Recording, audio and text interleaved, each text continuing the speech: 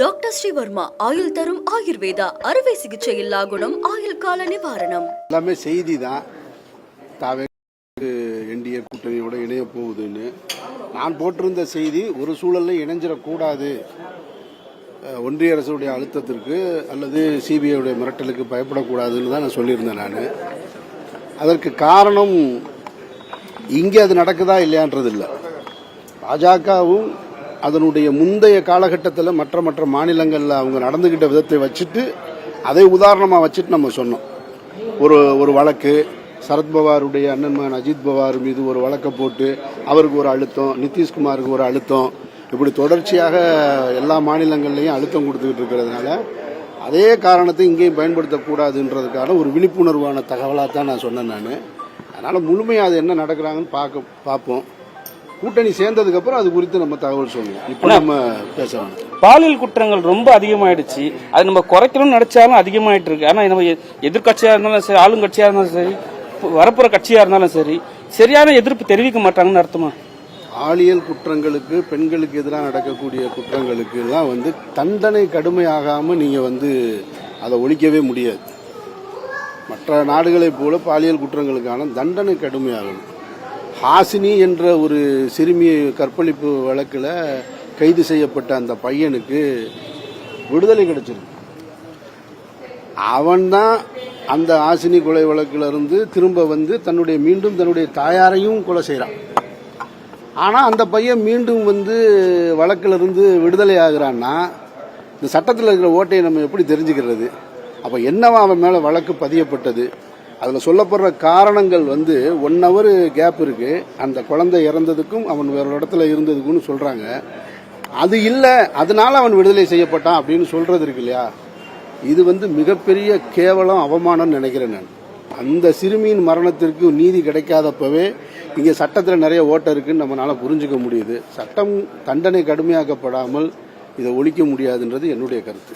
தவேக கட்சியினர் மதுவிலக்கு கொண்டு வரணும் சொல்லிருக்காங்க. ஆனா அவங்க கட்சியை சார்ந்த ஒருத்தர் ஏர்போர்ட்ல மது பாட்டில் எடுத்து போயிட்டு மாட்டிக்கினாரு சொல்றாங்க. அது உங்களுக்கு கருத்து? சொல்லும் செயலும் ஒன்னா இருக்கணும்.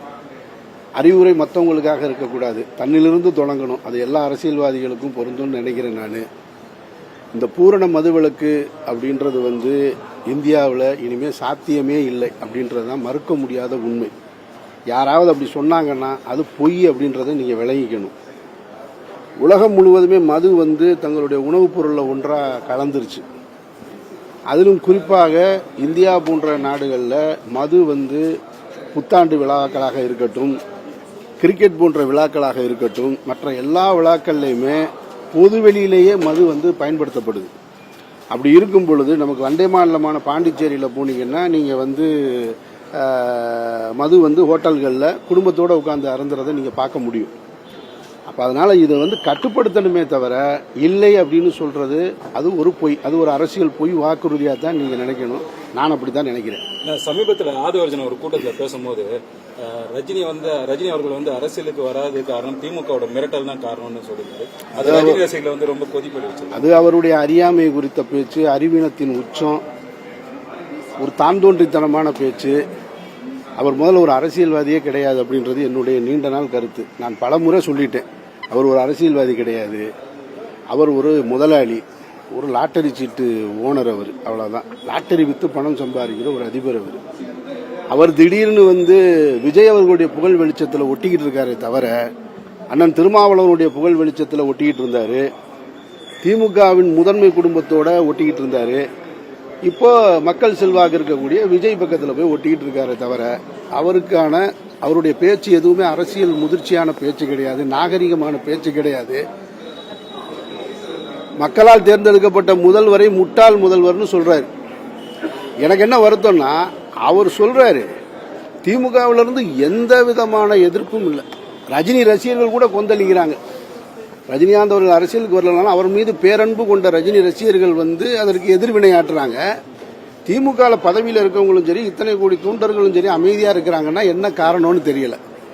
ஏன் அப்படி ஒரு பேசுறாரே, ஒரு எதிர்வினையாற்றக்கூடாதா? அது தப்புன்னு கண்டிக்க கூடாதான்னா தெரியல. ஏன் திமுகவினர் இவ்வளவு ரொம்ப நல்லவங்களா நடந்துக்கிறது போல நடிக்கிறாங்களான்னு எனக்கு சந்தேகமா கூட இருக்கு. ஆனா இப்ப வந்து மது பாட்டில் எடுத்துன்னு போயிருக்க ஏர்போர்ட்டுக்கு அவரு ஆளுநர்னா, அதனால வந்து டிவிக்கு பின்னடைவு வருமா? இந்த யூகம்லாம் சொல்ல வேண்டிய, நீ மது அருந்தா எல்லாரும் தான் இல்ல அருந்தது வேறன்னா எடுத்துன்னு போறது 1 hour கூட பொறுத்துக்க முடியாதுன்னு சொல்லிட்டு மத்தவங்க எல்லாம் கேள்வி கேட்கறாங்க. அவங்களுடைய நேர்மையையும் அறத்தையும் நீங்க இதுல தெரிஞ்சுக்கிறதுக்கான வாய்ப்பு கிடைச்சிருக்கு அப்படின்னு நீங்க விளங்கிக்கங்க. அவர் என்னைக்காவது மதுவிலக்கு எதிராக போராடினாருன்னா இந்த காட்சியை எடுத்து போடுங்க. போராடுவார், என்னைக்காவது அட்டையை பிடிச்சி நிப்பார்ல, அப்ப இந்த காட்சியை போடுங்க. நீங்க பேக்கில் கொண்டு போனது என்னன்னு கேளுங்க. அவங்க கட்சிக்காரங்களே பெண்கள் வந்து நிறைய பேர் வந்து இப்ப குற்றச்சாட்டு வைக்கிறாங்க, பெண்களுக்கு பாதுகாப்பு இல்ல, பெண்களை வந்து தரக்குறைவா பேசுறாங்க, மத்த கட்சிக்காரங்களை பேசுற மாதிரி எங்களையும் பேச ஆரம்பிக்கிறாங்கன்னு சொல்லிட்டு நாங்க ஏதாவது எதிர்ப்பு தெரிவிச்சா அப்படி சொல்றாங்க. அதை பத்தி அதெல்லாம் வந்து இந்த சோசியல் மீடியால இருக்கக்கூடிய அபிமானம் கொண்டவர்கள் இருக்காங்க இல்லையா, அவங்க பேசுறத நம்ம நிறைய கேட்கிறோம். நம்ம நிறைய அவருடைய தலைவருடைய மனைவியவே குறித்து விமர்சனம் பண்றாங்க. அதெல்லாம் இயலாதவன், கருத்தியலாக மோத முடியாதவன் அவதூறை கையில் எடுப்பான். ஸோ கருத்துக்கு எதிர்கருத்து, உங்ககிட்ட கருத்து இல்லையா அவனை பத்தி தீய வார்த்தைகளை கெட்ட வார்த்தைகளை திட்ட வேண்டியது, இது ஒரு அரசியல் பண்பு நினைச்சிட்டு இருக்காங்க. இதெல்லாம் ரொம்ப 3ஆம் தரமான 4ஆம் தரமான பேச்சு. இதையெல்லாம் தவிர்த்துக்க வேண்டியது எல்லோருக்குமான பொறுப்புன்னு நான் அடிக்கடி சொல்லிட்டு இருக்கேன். என்ன கருத்து வேணாலும் வைக்கலாம். நானெல்லாம் எவ்வளோ பெரிய கருத்தை சொன்னாலும் ஐயா மரியாதைக்குரிய ஒன்றிய பிரதமர் மோடின்னு தான் சொல்லுவேன். தனிப்பட்டையோ ஒருமையில பேசுவதோ தரக்குறைவாக பேசுவதோ ஏற்கவே முடியாது. அவர்களுக்கெல்லாம் அரசியல் தெரியலன்னு தான் அர்த்தம். இந்த அன்னைக்கு டேட் அனௌன்ஸ் பண்ணியாச்சு, மே 4ஆம் தேதி தெரிஞ்சிடும் ஆட்சி மாற்றம். டாக்டர் ஸ்ரீவர்மா ஆயுள் தரும் ஆயுர்வேதா அறுவை சிகிச்சை இல்லா குணம் ஆயுள் கால நிவாரணம்.